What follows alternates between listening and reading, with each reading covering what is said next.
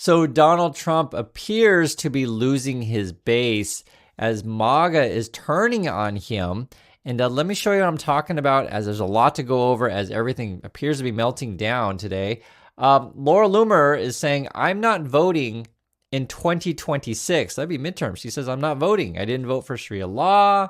I did not vote for jihadi ambassadors. I did not vote for the U.S. to be turned into a Muslim country. And it's like, what are we even talking about today? I mean, I never know what's going on with these Trumpers. Well, okay. Could it be this? Are we upset that the market is crashing today? And that's one of the things that was going on. Trump started another trade war with China, I guess. This is from CNBC. Trump threatens massive tariff hike on China over rare earths dispute. And again, remember, MAGA's like, hey, I'm not voting in 2026. Okay. Are we mad about this? This is what MAGA should be upset about. Trump administration live updates. Federal layoffs have begun. And this is, this is just going on. This is like just a few minutes ago. Now, remember, they were threatening the layoffs. Trump just lost the Nobel Peace Prize. He really, really wanted to win this thing. So I guess now the threats of layoffs now is actually happening. And I don't want to make anything light of this. I mean, no one wants that, basically notice from your boss saying like, you're out. I mean, you don't want that. MIT is standing up against Trump, and you're like, is MAGA maybe upset about this? I don't think they care about education, but this is happening though. Basically, Trump's trying to put get everyone to fall along with him. MIT's like, no, we're not doing it. Benny Johnson, one of MAGA people, he's like openly tweeting out Putin stuff and saying how I guess Putin wanted Trump to win the Nobel. I don't know. But this is what they're actually concerned about. And this is like the most bizarre news I've ever heard. So Laura Loomer says, I never thought I'd see Republicans give terror financing Muslims from Qatar a military base on U.S. soil. I don't think I'll be voting in 2026. And I'm like, what? So this is CNBC. U.S. will host Qatari Air Force facility in Idaho. So I think we're making Qatar great again is the plan in Idaho. Hegseth announced Qatar will build Air Force facility at U.S. base in Idaho. Here's the announcement. No one other than President Trump could have achieved the peace that we believe will be a lasting peace in Gaza. And Qatar played a substantial role from the beginning, working with our folks to ensure that came about. So I want to thank you for that historic peace. We look forward to joining the president as that gets it's already been delivered, but as that's formally signed as well.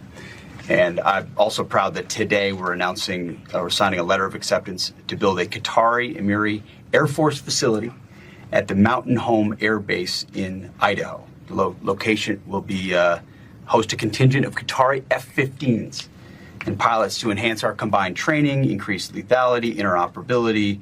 It's just another example of our partnership. And I hope you know, Your Excellency, that you can count on us. I'm not actually sure what's going on. I guess a gift to Trump is so you can build bases in USA to make America great again, or Qatari great. Is that what we're doing? And Laura Loomer again is like, I just know I'm not voting in 2026. I guess we're going to find out. Will the 9/11 be with F-15s? We live in a Muslim country. That's according to her. Okay. And then she also says, she's having a meltdown, I'm telling you. America could have been so great. We worked so hard. Now we live in a Muslim country. This must be what hell feels like, according to her. And then she's like, get ready for all the Qatari influencers or whatever. It's hard to follow this stuff every day, guys. I mean, seriously. And the thing I always tell you is that all the Trump stuff is unsustainable. I mean, it's just you can't expect to fire everyone, right? Who's left, like regardless of who you voted for or whatever. If you wake up one day and Trump says you're fired, I'm pretty sure you're not gonna like it, right? Regardless of who you voted for. No one wants to just wake up one day and be fired. Or prices are through the moon, or we're giving money to Argentina, and now I guess we're building a Qatari air base in Idaho, and then say the fighting with China.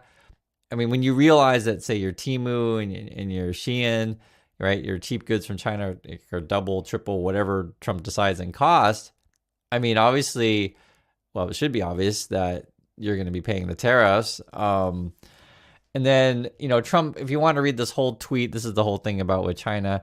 It's just a wall of text. He was complaining that China's sending out letters.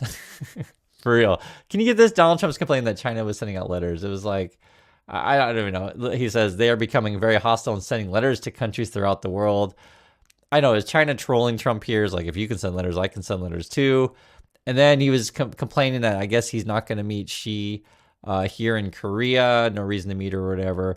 And actually, that was in a couple of weeks. I'm here in Korea. There was, we weren't sure like if was Trump coming or not. I think she's coming no matter what. It would be my guess. I don't think, most leaders do this kind of thing where they tweet about coming, not coming, and whether or not we're getting phone calls. They just make a decision to say we're going to come and it's announced, right? It's not like on a whim kind of thing, but that's how Trump rolls, I guess.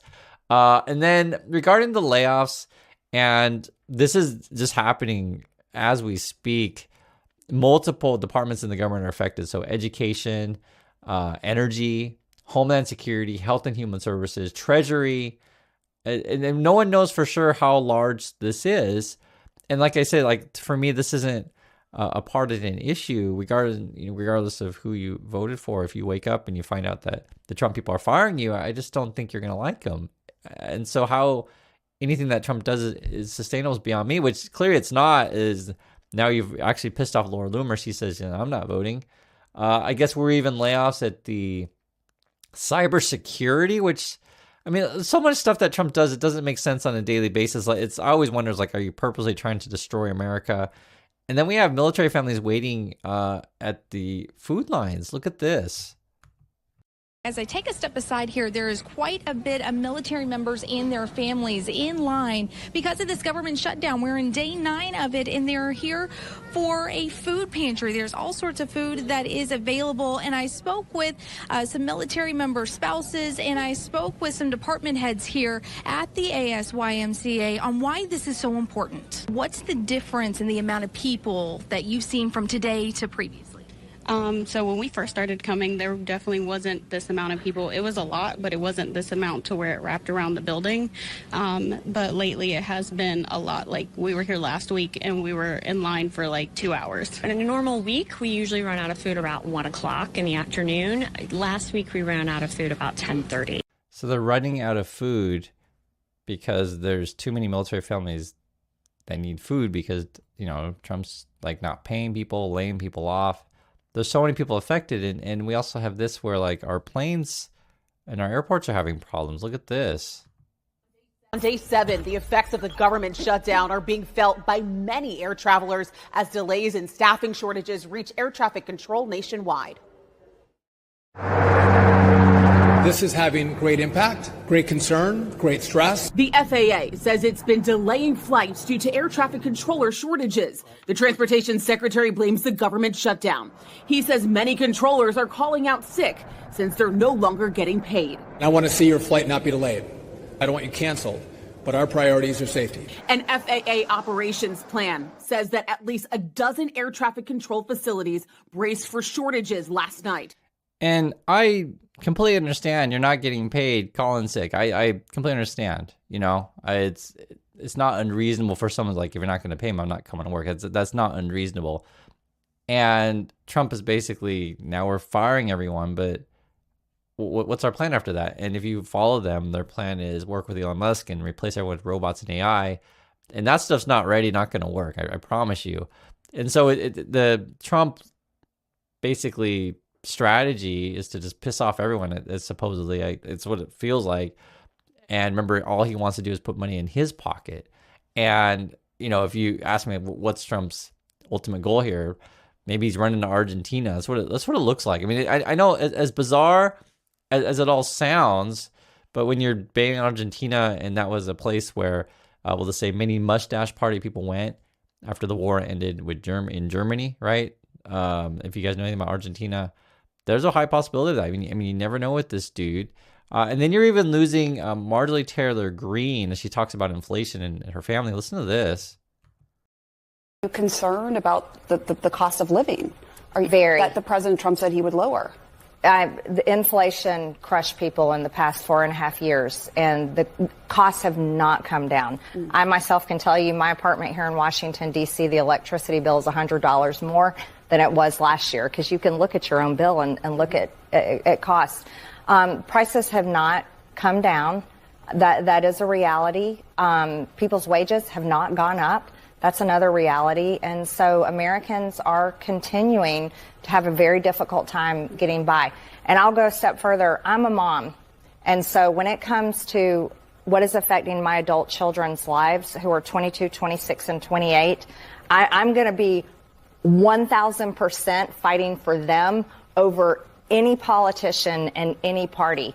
And I can tell you right now, that generation, they are barely making it, and they're very hopeless for their future. So you're a mom first, a politician second. That's right. I'm a mom first. That's good to hear. So I'll be frank. I don't like Marjorie Taylor Greene, right? She says a bunch of wacky stuff. But occasionally she talks like an actual human being.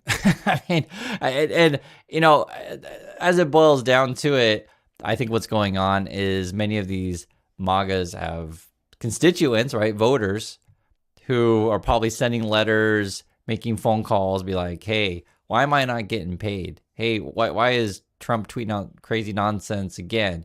I mean, you start messing with people's money directly, etc. I mean, this is what happens. It's just not sustainable. Before, and because many people always mention this in the comments, before MAGA thought, oh, I only thought the other people were going to get hurt. I only thought the black and brown people were going to get hurt. And I was okay with that. But now that you're hurting me, Trump, now I'm upset.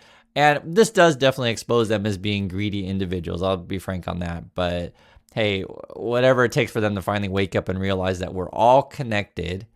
Because if you say cut the salaries off of other people, right, they're not going to shop at your store. Like we're all connected, guys. You know, it's sad that some people are so self-centered and greedy that they can't see it.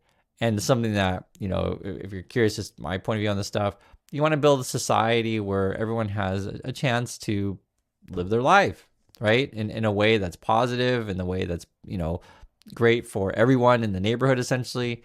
You don't want a situation where, say, in your neighborhood, you got one person who's got the mansion and everyone else is living in a shack. I mean, that's essentially what the Trump people and his buddies want. And I think a lot of people are just waking up to it. Like, you know, a good example, say Laura Loomer, where it finds out, you know, hey, the Qatar, I guess, is getting rich or whatever they're doing, building a air base and air facility, I guess the right word, in Idaho. And you know, if you just break it down in the most simplest terms, you got a rich kid on the block, you know, got lots of jets or whatever, and you're like sitting in a cardboard box, and you're like, huh, that system doesn't seem fair or right. But that's the stuff that, yes, these MAGA people did vote for, and yes, maybe they didn't understand what they were doing, or maybe they did, who knows? But the end result is it's not sustainable. It's just not sustainable if, you know, 1 out of a billion people is okay, and the other, you know, bunch of us are all in cardboard boxes. It's just not sustainable. And so that's what's going on today. Trump has been threatening to fire people. They're actually doing it. The market's crashing. We're fighting with China or whatever. And even MAGA and Laura Loomer are jumping off the boat. I'd like to hear your guys' thoughts on this one. Please stay safe out there. And I'll catch you all in the next video.